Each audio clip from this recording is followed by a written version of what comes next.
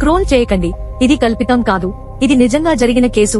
చివరి వరకు వినకపోతే ఒక ముఖ్యమైన విషయం మిస్ అవుతారు. 1977 స్పెయిన్. ఎలాంటి హెచ్చరిక లేకుండా మొదలైన ఒక సాధారణ రాత్రి. 3 మంది స్నేహితులు చాలా రోజుల తర్వాత కలుసుకుని చిన్న ప్రయాణానికి కారులో బయలుదేరారు.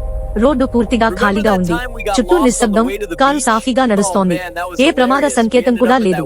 ఇక్కడ వరకు ఇది మీకు సాధారణంగా అనిపించొచ్చు, కానీ ఇప్పుడు వచ్చే ఒక్క క్షణమే ఈ కథని మరిచిపోలేని మిస్టరీగా మార్చింది. కారు ఒక్కసారిగా ఆగిపోయింది. ఇంజిన్ ఆఫ్ అయింది, కానీ లైట్లు ఇంకా ఆన్లోనే ఉన్నాయి. డ్రైవర్ మళ్లీ స్టార్ట్ చేయడానికి ప్రయత్నించాడు, కానీ కారు కదలలేదు. అదే సమయంలో లోపల నుంచి భయంకరమైన కేకలు వినిపించాయి. డ్రైవర్ అరుపులు, పక్కన ఉన్న ఇద్దరు షాక్ లో కేకలు. మీరు అక్కడ ఉన్న గుండె ఆగిపోయేలా చేసే క్షణం అది. రోడ్డు మీద వెళ్లేవాళ్లు ఆగిపోయారు. వెంటనే పోలీసులకు సమాచారం ఇచ్చారు. కొన్ని నిమిషాల్లో పోలీసులు వచ్చి తలుపు తెరిచిన క్షణంలోనే అక్కడ ఉన్న ప్రతి ఒక్కరూ స్తంభించిపోయారు. డ్రైవర్ సీట్లో ఉన్న వ్యక్తి జీవించి ఉండగానే పూర్తిగా కాలిపోయాడు. కానీ ఇక్కడే అసలు షాక్ మొదలవుతుంది. కారు లోపల ఒక్క మచ్చ కూడా లేదు. సీట్లు కాలలేదు, డాష్ బోర్డు కరగలేదు, ప్లాస్టిక్ కూడా కరగలేదు.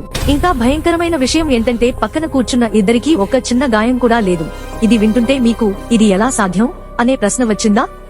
అయితే ఇప్పుడే వీడియో వదిలేయకండి, ఎందుకంటే తర్వాతి విషయం ఇంకా గట్టిగా షాక్ ఇస్తుంది. పోలీసులు, ఫోరెన్సిక్ టీం, డాక్టర్లు అందరూ వచ్చారు.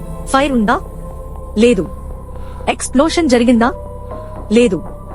ఇంధనం లీక్ అయ్యిందా? లేదు. Electrical short? ఏ ఆధారం లేదు. సైన్స్ మొత్తం ఉపయోగించారు, కానీ ఒకే ఒక్క ప్రశ్నకి మాత్రం ఎవరూ సమాధానం చెప్పలేకపోయారు. ఒక మనిషి మాత్రమే ఎలా కాలిపోయాడు, అది కూడా కార్ను ఏమీ చేయకుండా? కొందరు ఇది అరుదైన శరీర ప్రతిక్రియ అన్నారు, మరికొందరు సైన్స్ కు ఇంకా తెలియని ప్రక్రియ అన్నారు. కానీ ఏ థియరీ కూడా పూర్తిగా సరిపోలలేదు.